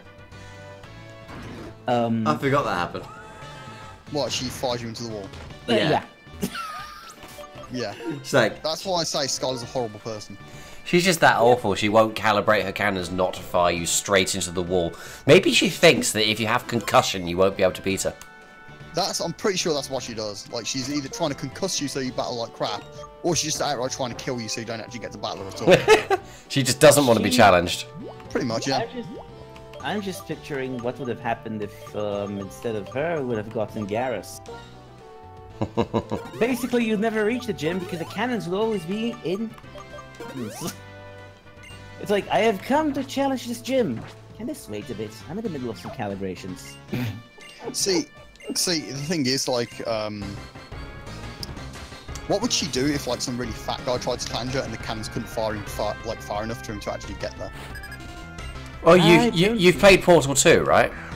Oh boy. Yeah, but Skylar's a portal gun. No. Do you remember the gag with the weight of the Oh yeah. Yeah, look at you soaring through the air without, like an eagle piloting a blimp. Yep. I had to pause the game when that joke first came up because I was laughing for about 5 solid minutes. Ellen McLean's delivery is just perfect. It really is. It could not have been better if it tried. It was so wonderful. Portal 2 was just... I have to admit, I think that Portal 2 might have been better than the first. I think so. In terms of dialogue, it was better. Yeah. Portal 1 had better atmosphere. Yeah. Oops, that was silly. Just a bit. It's because I've only got Roll Switch on True Horse, so if I don't want to get KO things, I'm not really... Well, to be fair, like, True Horse can just keep coming out. I mean... That's true, but I have to switch to something and then switch back. Even then, though, like, the thing that switches in can at least, like, maybe do a hit or something, I don't know. Yeah. Well, that was the intention there, it just didn't work. Yeah, well, swoop back and just died, pretty much. Yeah. Right, I think she's got an Emolga now, hasn't she? So... I can't remember what she's got. She has a Swanna. Oh, okay. She has a Swoobat, she has a Swanna. I don't think she has a Emolga, and Emolga is one of the lessest things.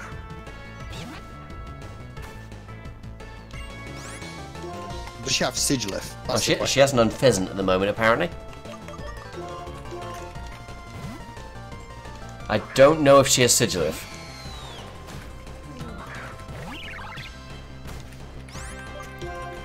Let's see. Just heal up, just in case. Ooh.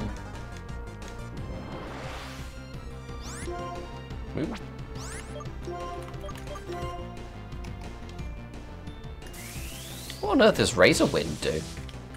Not much. I mean, clearly in this case. Yeah, it doesn't do much. It is a bad move.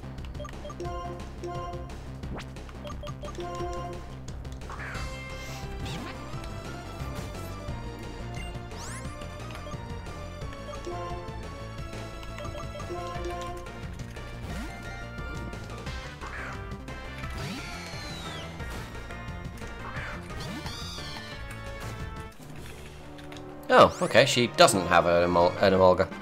No, Emolga's, I don't think they ever repeated any of the Pokemon in the gyms. Oh, right, yeah, because, what's the face? Emolga was a lesser thing. Right, you are, of course you're right. There you go. True Horse did something. Magic, right?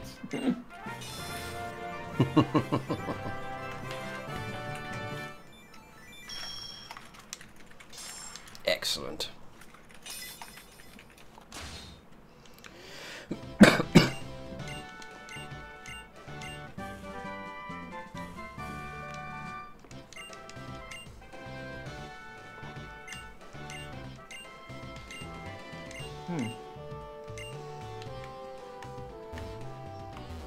Cool. Okay.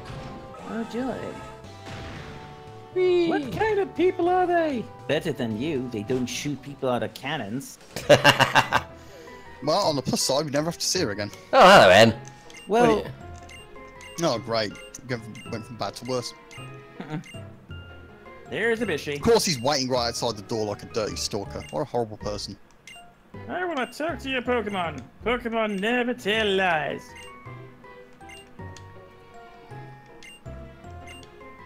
Still, the Substriker trusts you for some reason. That's a good thing. Even though that Substriker basically only stands around to get itself killed. It still trusts you for some reason. I don't know. Why do I sound like this all of a sudden? I was wondering. I have no idea. It's like the propane and propane accessories version of Ed.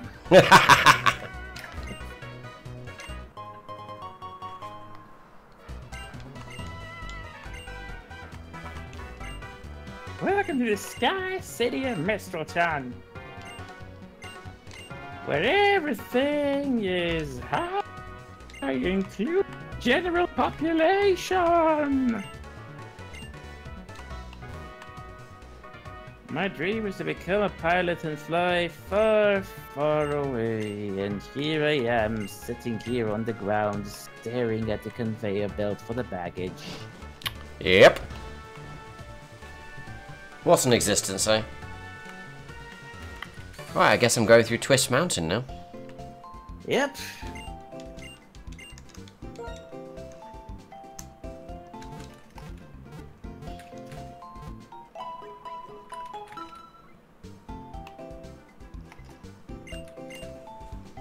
Let's go through there and see how far we can get.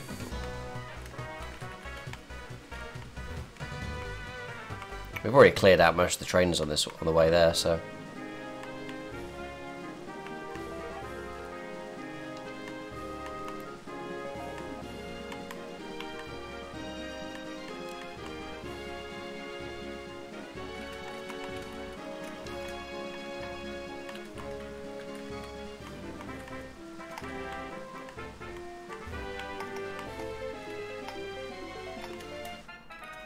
Oh! Sharon! Oh dear. Of course. I think that this... Is this the bit where Alder sort of jumps down at them? It wouldn't surprise me. There is a cliff for him to jump off of. Yeah, he does that. How the heck does he keep his knees in one? I have no idea.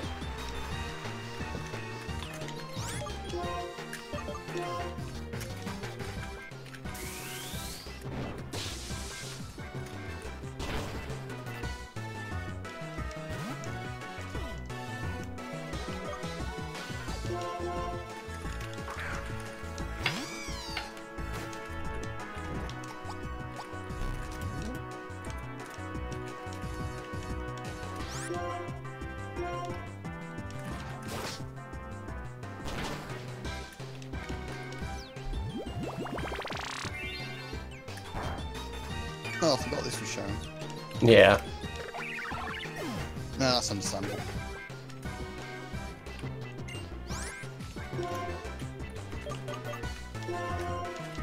Let's see what Because- Uber gets up to here. You know, somewhere there's an alternate universe where Sharon's actually a good trainer. Really? Somewhere. Yeah. I mean, I figure, you know, infinite possibilities and all that.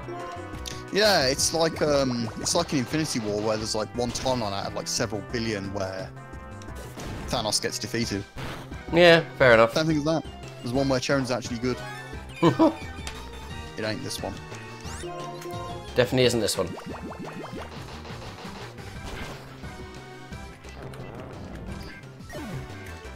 Bye, Pig Knight. And his starter just got beaten by the HM slave. Yep. It's always fun. Yeah. Let's see. What am I going to use here?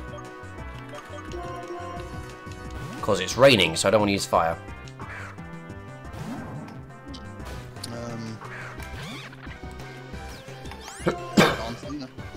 He's the flavour for every occasion. He really is. He is the people's champ.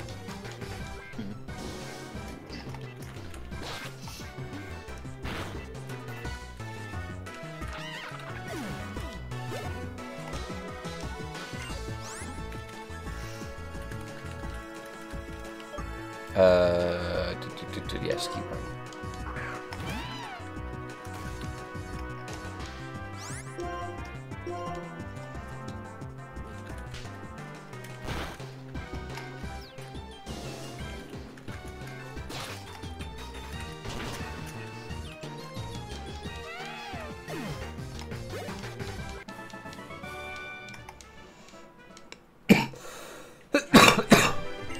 There we go. Here he is.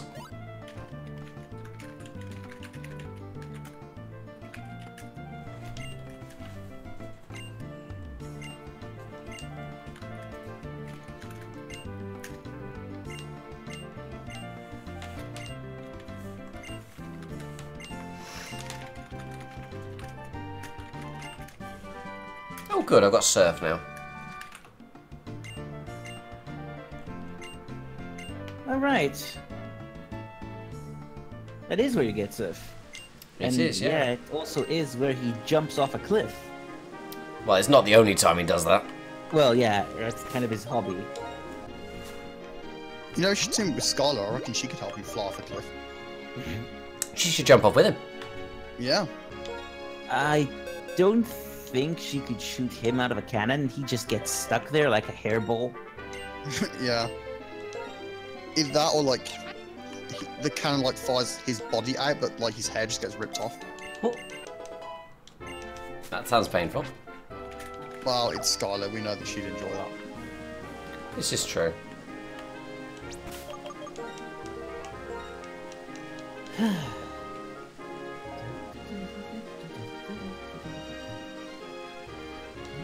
I realise now my training card's been out of date all this whole time. But Yeah, it has. Like, kind of didn't mention that. never mind.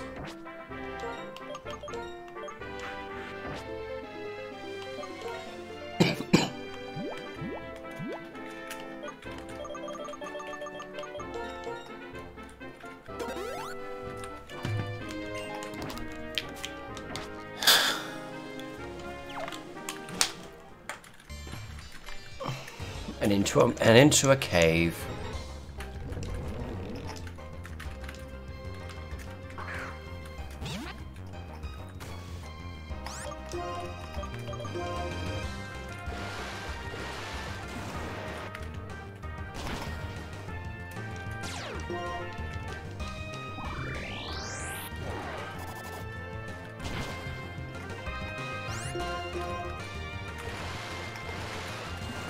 Wow, that really hurt.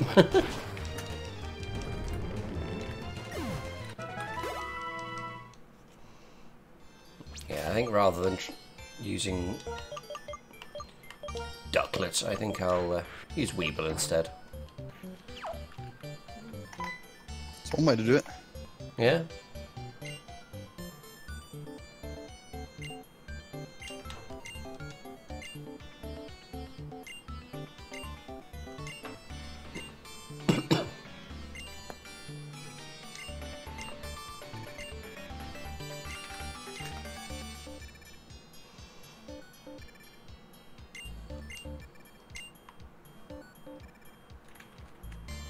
It's kind of a pointless encounter, really. Kind of, yeah.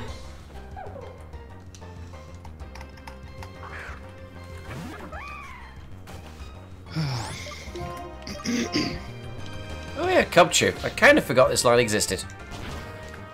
Yeah, I kind of forget Cubchoo exists, but I don't forget Beartic exists. That's true. I kind of can't forget either of them because they both really, really irritate me. Because one of them has this huge snot drop and the other has a snot beard. Yep. And I remember when they first revealed that, their tech, and I was like, for flick's sake, we waited this long for a polar bear and this is what we got. I had the same reaction to Inkay and Owl in the Cowl. What was that thing even called again? Malamar. Oh yeah.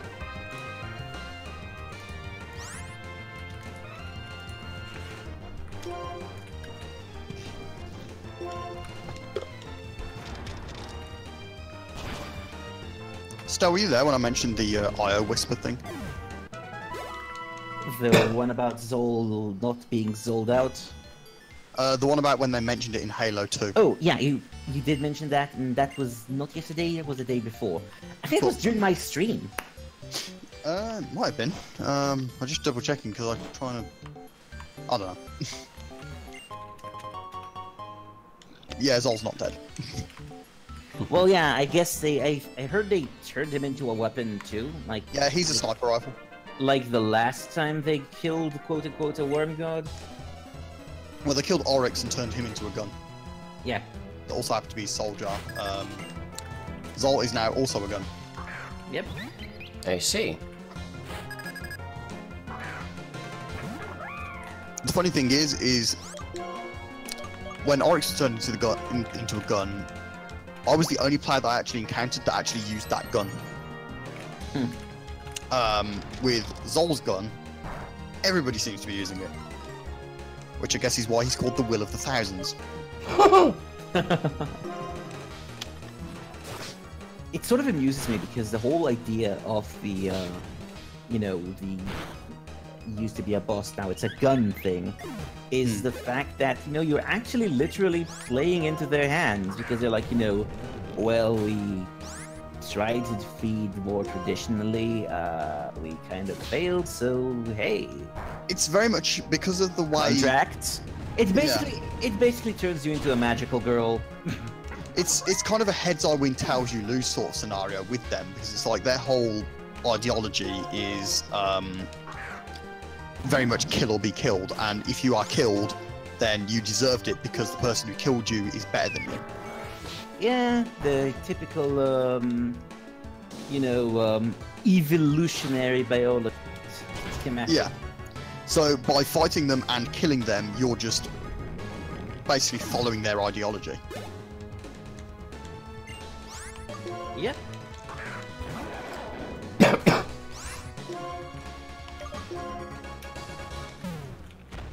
So it kind of makes sense that they then give you their strength so that you can then continue to follow their ideology using their power.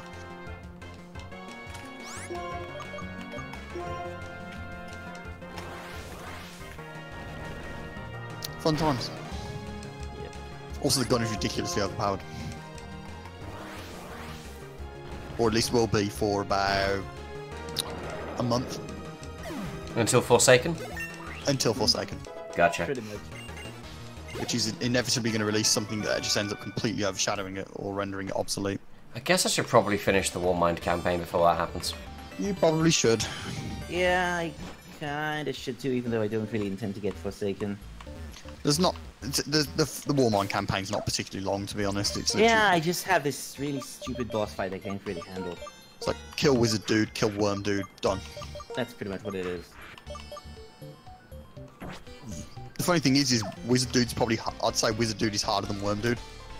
Hmm. Probably.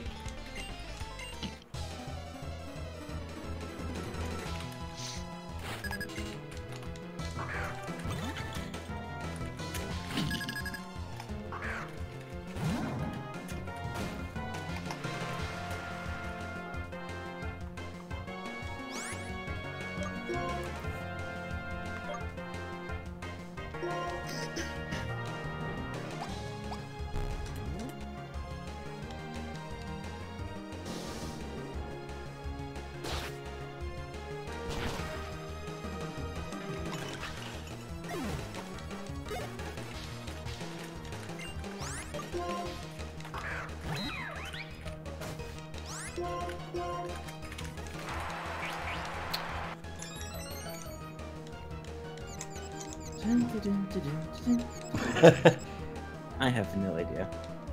I think No. yeah, I think we're at a very Yeah, I think this is a petered little... out a bit, I think. It has a little bit, yeah. It's also because I think this particular cave is not necessarily that interesting. No, it is not. Not really. Unless there's a worm god in the cave, that'd be pretty cool. That'd be fun.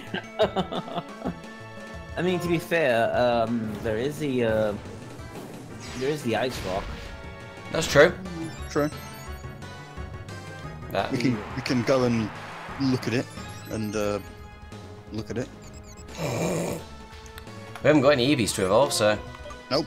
That's actually one of the hilarious things about you know, this game, because they've done all that effort into sort of you can only find the new Pokemon this generation in this game, but they still very blatantly stuck all the things that were completely useless for the Pokemon in this generation, like, you know, the Moss and Ice Rocks, or the I think you get a Dawnstone at some point in this place, and it's like nothing in this region evolves with Dawnstone. Hell, nothing in any region evolves with a Dawnstone. Okay, except for 2 Pokemon, basically. Mm. Honestly, the Dawnstone is now... I think it is literally tied with the Ice Stone as the most useless stone in the Pokemon games. Hmm. I mean, before that... I actually need to remember what evolved with what stones, because I'm pretty sure that there were there's like a very few Pokemon that evolved with certain stones. Let's see, there was a lot of things that evolved with water stones. Poliwhirl, Shelder, Staryu, obviously Vaporeon, Lombre, and Pantor. Thunderstones are actually rather not very usable. They have Raichu, Jolteon, and Electros, that's it. Leafstone got Gloom, Weepinbell, Execute, Nuzleaf, and Pansage. Then you've got the Moonstone, which is the Nidos and the Dumb Fairy things, and Skitty and Luna for some reason. Hey, we got the swan, We got the Swan. We got the Swan. the most evil bird in the entire world. I know, Yep. right? And we use it as a glorified taxi service. We do indeed. Well, he kind of deserves it. Let's be honest. Yeah, as I I say, know, right? it'll just make it angrier, but it does deserve it. Yeah. For all the crimes it has committed against, well, everything really.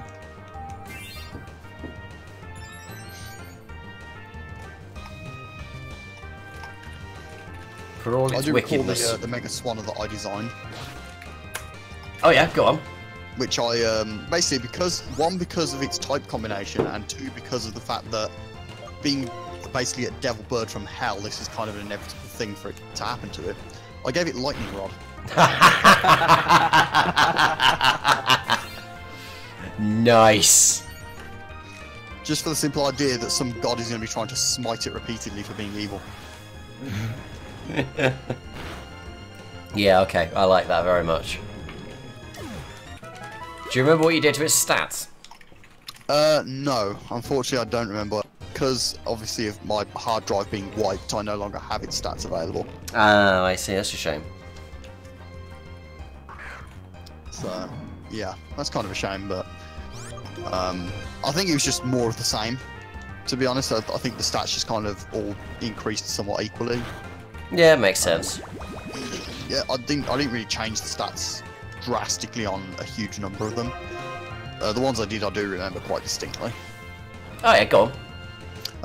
Mega Starmie got its speed pretty much tanked because of the analytic ability. Okay.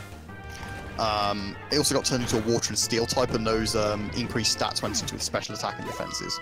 Oh, that's interesting. While also having the tanked speed go into the special attack and defenses as well. Mega Typhlosion got similar, except he was turned into a physical attacker. Okay, yeah. He got turned into a fire steel type, and I was like, what steel type moves does he actually learn? And I saw Gyro Ball, and I was like, okay, now we know where to go from here. Okay, I see what you mean, yeah.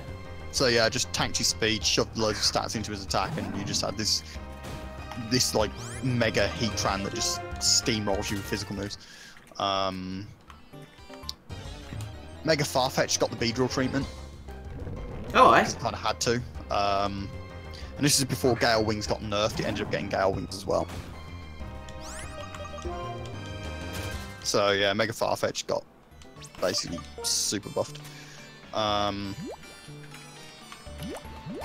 trying to think what else. Well, I mean, it kind of had to, really. Yeah, it really did. I mean, Farfetch by itself was complete trash. Let's be honest. Yeah. No, It was technically supposed to be a joke Pokemon.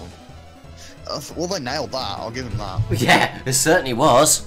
I Yeah. still love the fact that it was supposed to be an evolution and it got cut for some reason. It's a shame. I mean, it had a really stupid name, but it did exist. It's one of the few Pokemon in the Proto Generation 2 that got evolutions rather than really dumb and unnecessary pre-evolutions. So some of those pre-evolutions were hilarious as Frill. The Meowth one. I love the Meowth one, but I was more thinking about the He did have a wonderful Gen 1 sprite, I have to say, Farfetch. yeah. It did. I was actually thinking about what was that thing called with the two heads? The Doduo pre-evolution. Oh yeah. That thing was so completely unnecessary and yet just great. Yeah. But what kind of was where was I even going with this? Oh right. Yeah, it was one of the few Pokemon. Oh, that was a silly idea. Oh well. Got evolutions. I mean, otherwise, what did we have? We had Kingdra, which was going to become a thing anyway. We had Steelix. We actually got a whole bunch of things that were supposed to, that eventually were made by Generation 4. Lickitung got an evolution, and Scyther and Pinsir got evolutions, and the Scyther one got retooled into Scizor, and the Pinsir one kind of got split out and turned into Heracross. Yeah, Farfetch'd got a weird-looking evolution, which is kind of hilarious to me, to be perfectly honest.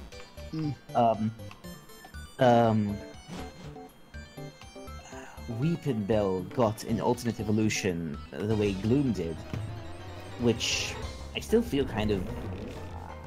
I mean, that thing wasn't exactly the best looking of Pokemon, but I still feel it should have stayed in there.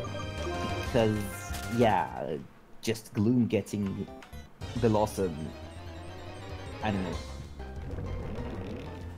I have to say, it's quite amusing seeing, watching Smogon trying to come up with movesets for Farfetch. I can imagine. Yes, 'Cause on pretty much every single one of them, there's basically a disclaimer on all of them saying this still sucks. Oh yeah. Most of them just exist to make fun of it. Yeah, I mean, the thing is they don't even bother to make fun of it. They just say, yeah, it's bad. Pretty much. Like, it's almost like they kind of... Some Pokemon are kind of fun to make, fun to mock, in a sense. Like, oh no. Yeah. Farfetch'd isn't. No. Because it's like, this could have been better than it is. Yeah, it's a Pokemon that really desperately needed just a complete overhaul at one point. Pretty much. You know, either through an alternate form or a Mega or whatever.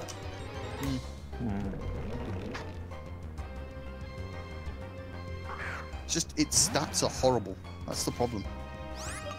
Yeah. I mean, yeah, Farfetch'd was basically a really silly joke. I mean, the whole point of the thing is that it's a reference to it's a reference to like a proverb or an adage in Japanese about like this really convenient and random coincidence.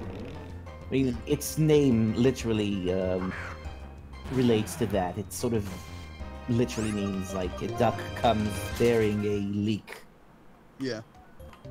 So it's like, you know, it's an extremely unlikely but extremely convenient sort of thing. It begs the question as to why its stats were so terrible. I think that they didn't really want anyone to use it as anything beyond a dumb joke. It's a shame. It is, because I do really like the one of the things that they keep saying when people make fan evolutions for the thing is like they turn it into this really nifty leek samurai duck, which is, to be perfectly honest, brilliant. And I wish they did something with that. Yeah, that's exactly where it needs to go. But they're so committed to this, you know, it's a joke and nothing else thing that. Well, I mean, To be fair, to be it's like- fair, there's quite a few bad Gen 1 Pokemon, but...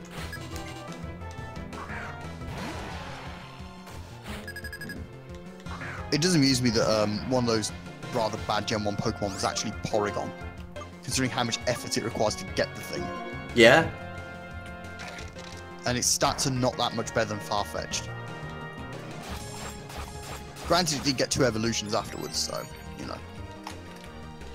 At least there was that. We got Porygon 2 and Porygon Z. And Porygon 2 is pretty amazing. Porygon 2 is great. I think they both are. I mean, Porygon Z... The funny thing is Porygon Z then ended up kind of being dumped on by Eviolite, which made Porygon 2 better than it. Yeah. Oops. That was the wrong move. Never mind. It's probably me dead now. Oh, well. It is me dead Porygon 2 now. is Porygon 2 is actually really good. I've had one on one of my teams, and yeah, it was definitely kind of surprisingly better than Zed was, which was Yeah, unfortunately, and you'll know it's true because I'm saying it, Zed is completely outclassed by 2. Yeah. I suppose that kind of makes sense though, because like in the lore, Porygon Z doesn't work properly. yeah, it's a glitch. Well, that's why it's always needed a Mega. Because Yeah. the Mega Evolution would fix it. Yeah, it's like a patch. Exactly. Although it would be funny if like patch like just made it even worse. That could be fun, yeah. Yeah, the Mega Porygon- Porygon is just missing though, and it just crashes the game. No, it's Porygon V. The V stands for Vista.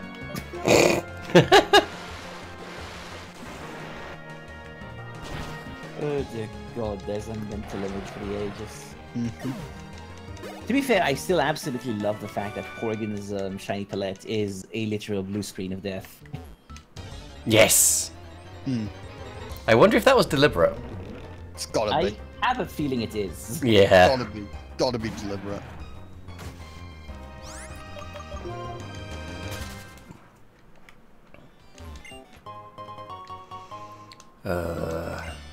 I must admit, I'm really not a fan of this cave. Neither am I, in all honesty. The whole of Twist Mountain is just... I'm finding it very, very tedious. It is the Mount Coronet of Unova. It is. At least it's smaller. Mm-hmm.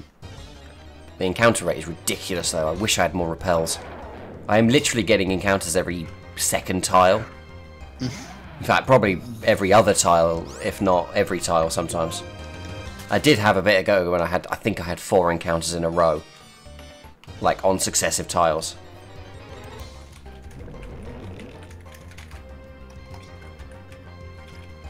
Speaking of Porygon, remember he got kicked out of the anime for no reason? How can I forget? Because of that flipping rodent.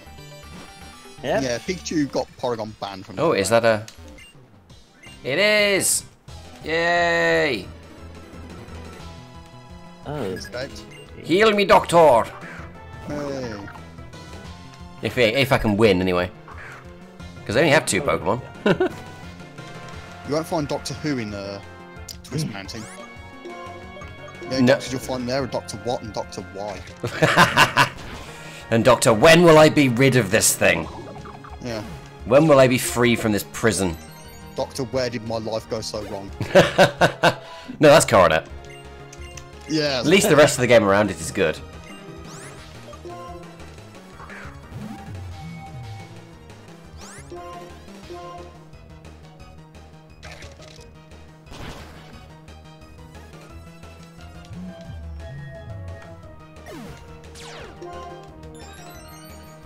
There we go.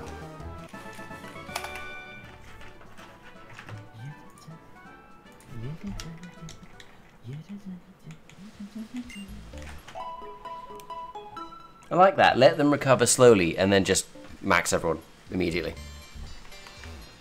Not that I'm complaining. It's just kind of a funny thing to say when you're going to do the complete opposite. Yeah, that's the point. Health is always crucial. No shit. No, really? I didn't know that. and that is why you never piss off the team cleric. Sooner or later, all health breaks loose. Dende. Nah. No. I just love the whole gag, you know, with Dende. Don't F with the white mage. Yeah. Yep. And then he immediately dies. Yes. And then just straight up refuses to heal people out of spite. Yeah. Correctly. You know, like completely justifiably. And there's only one thing to be said about Twist Mountain on that subject. Why are you still here? Very much so. Oh no! Global warming? No! Also, I love that my HM Slave is now my highest level Pokemon. I should probably take the XP share off it and put it somewhere else. Yeah. That is rather alarming, to be perfectly honest. It's because I think Swanna's level curve... Surf is a good move. Yeah, well, Swanna's level curve at this point is pretty, you know, pretty sharp.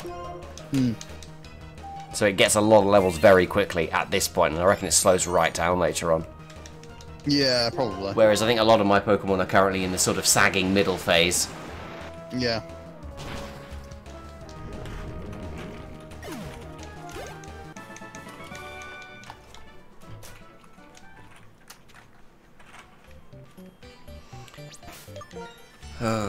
Midnight already.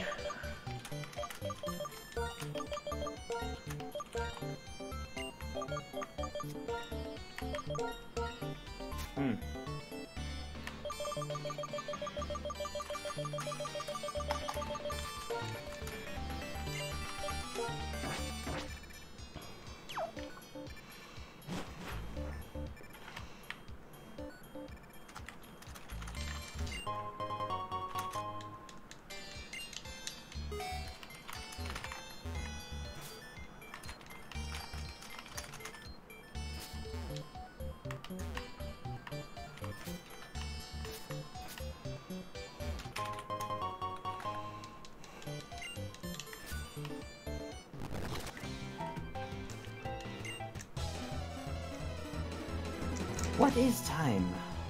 A miserable little pile of secrets. Yep. Oh, Don't you know this? How about you?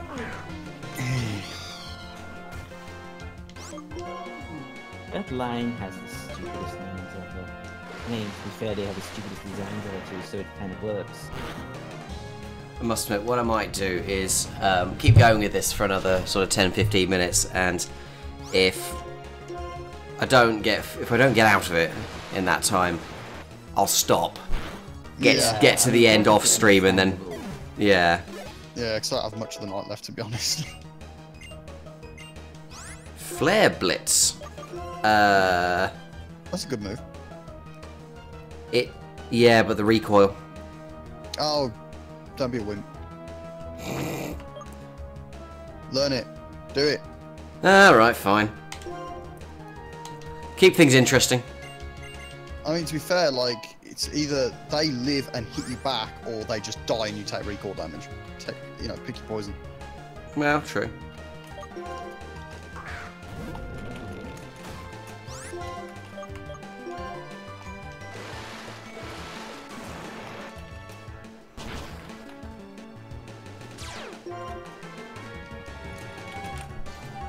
I love all these Boldor using Iron Defense. Which is like, no defense in the world is going to save you when you have 1 hit point. Yeah. I mean, considering you've been surfing them to death as well, it's not going to protect them from it. Oh, exactly. Who even is the next gym leader? I can't even remember. It's Marshall, isn't it? Bryson. Oh, okay. Bryson, who Mr. is Ice Guy. the most forgotten gym leader. What? Silly question, but what type is he? Ice. Oh, okay. It's in the name. He's Oh, Ice yeah. Bryson. Is there a Mew under here? Oh wait, Do it's you not. see a truck in there? That's true, it's not a truck. That reminds me of, Oh, where do you go to get out of this place? spoiler alert, there is a glitch in Generation 1 that lets you go back onto the SS Anne after it has sailed away. That's really cool. Oh, hello, I found plot. So, yeah, you might end up seeing that. That will be a fun one to see, because I always wanted to go back onto the SS Anne as a kid. Yeah, and I'll show you how to do it. It won't be for a while because it requires surf. Ah, gotcha. But we will do that. Assuming I don't forget to do it. I actually need to. Remind me, will you? Yeah, we'll do. I'll need to catch the time tomorrow and actually watch your stream from yesterday, which I wasn't present for because I kind of crashed. It was fun. It was pretty fun. There was a few sound issues on my end, but we did kind of bodge it together in 15 minutes, so the fact that it works towards a miracle. Yeah. Well, it works a lot better than some of my streams with a lot more preparation, so... You It's a know. miracle. Again. Yeah. I'm not sure how we did it, but we did, and yeah, it was pretty fun.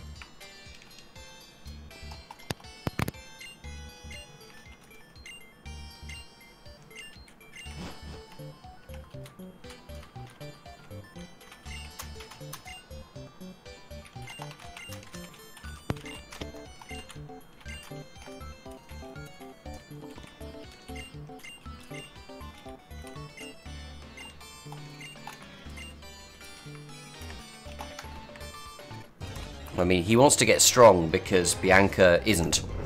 And that's his place in the game as a dictonomy.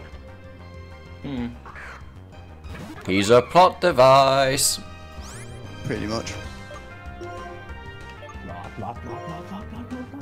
Oh, I just realized something. Mm. You know where we're going into next? Where are we going next? We're headed to Issuros, and you know what Issuros is? We can't stop here. This is Stunfisk country. Ah, yes. Also, that was a terrible thing to do, but never mind. No, we should put Stunfisk in the party, really. Tempting. We're headed straight into the lair of the Stunfisk. I'll definitely catch one, just for mimetic value. One of those needs to be caught, obviously. Yes. And I don't think I'll be able to use it, just because it kind of covers both True Horse and Anakin.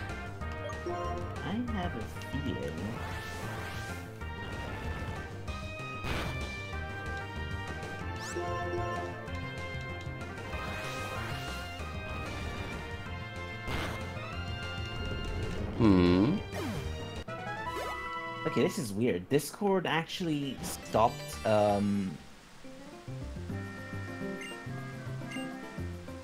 Okay, it fixed itself again, I think.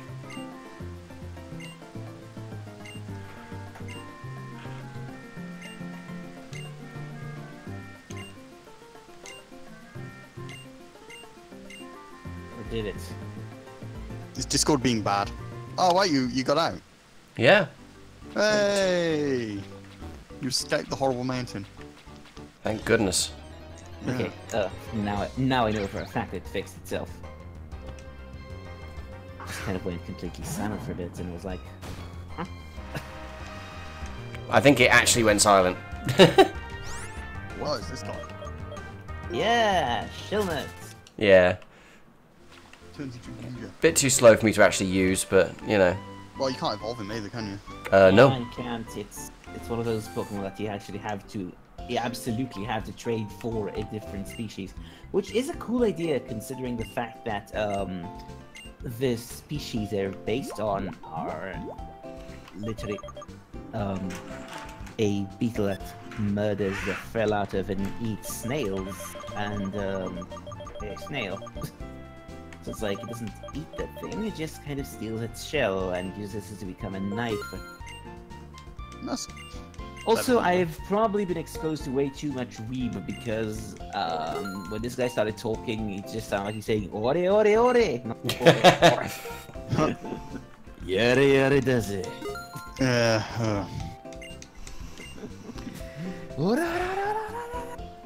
I think Yeah. he's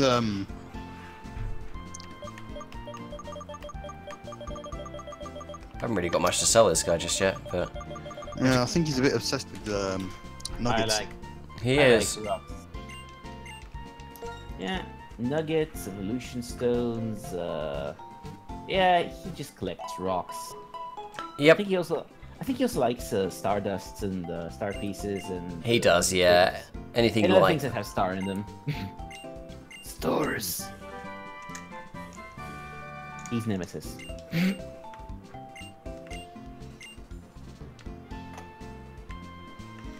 Okay.